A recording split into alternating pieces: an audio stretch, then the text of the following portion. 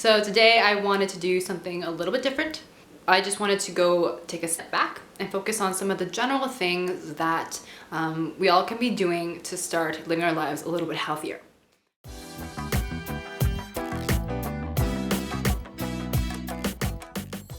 So the first thing that I do every morning is actually something that I don't do.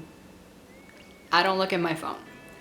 The reason for that is because during the night you might get emails from different people, get messages from your friends, news that's happening all over the world that might be very triggering. So you just don't want any of that to affect how you're gonna start your day. The way that I set up my day is with a planner. This is the one I'm using. It's not a specific brand or anything. I just find that this calendar has what I personally need to plan my day successfully. You have here the whole entire month in a view, and I use this just to write down any events or appointments that I have throughout the month, and I check that first daily just to make sure I'm not missing anything.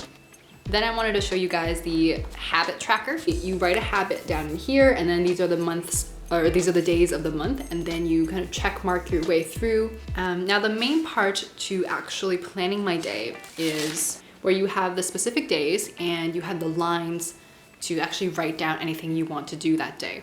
And what I use this space for is, first of all, I write down my mood and then write down also why, just to be observant of yourself. Step number 2, I write down how to increase my mood for that day.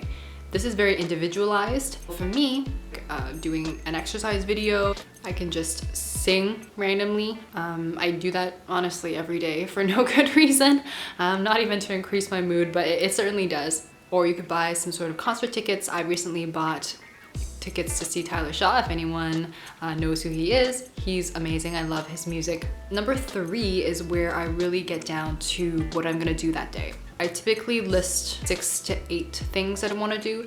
You don't wanna give yourself too many. At the end of the day, I usually write down at least one thing that I am grateful for, and you wanna be really specific with it and not super general. For example, my sibling, I'm grateful that my sibling helped me prepare my lunch today, or drove me to school, or drove me to work, etc. So the second thing that I usually do every morning is drink a cup of warm water. I think this is more influenced by my mom. I'm just used to it, and if I don't do that, I kind of feel weird in my stomach, and I feel that the water soothes my stomach in a way.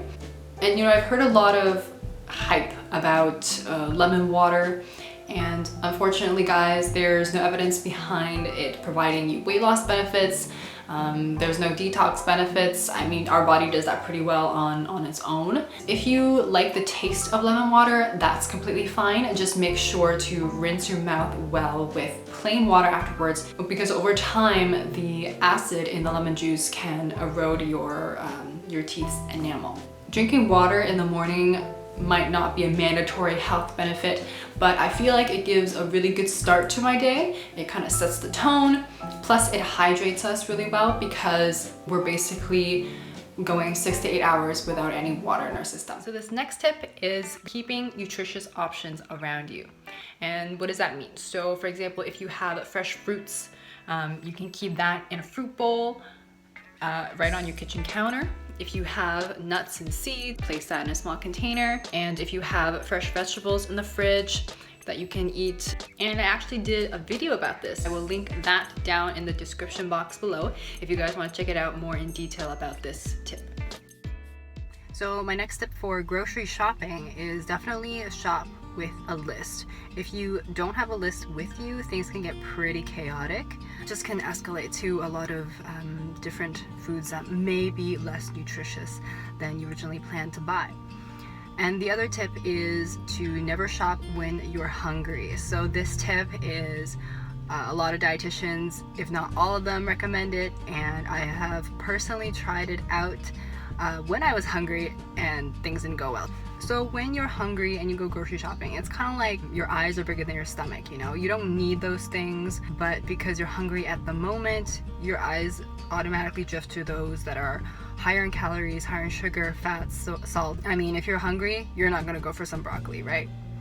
So those are my 2 tips for grocery shopping. Shop with a list and don't shop when you're hungry. So the next tip that I'm gonna share with you guys is to just get active. And no, I'm not talking about doing 100 squats, 100 sit-ups, unless that's totally your jam, then you do you. But for some people, honestly, me included, it can be kind of a hard time to start and incorporate exercise, regular exercise into our lifestyles. So what I'm gonna recommend is that we definitely do it slowly and not just do some crazy, hardcore, intense workout, be sore for a week, and then never wanna do anything remotely exercise related again.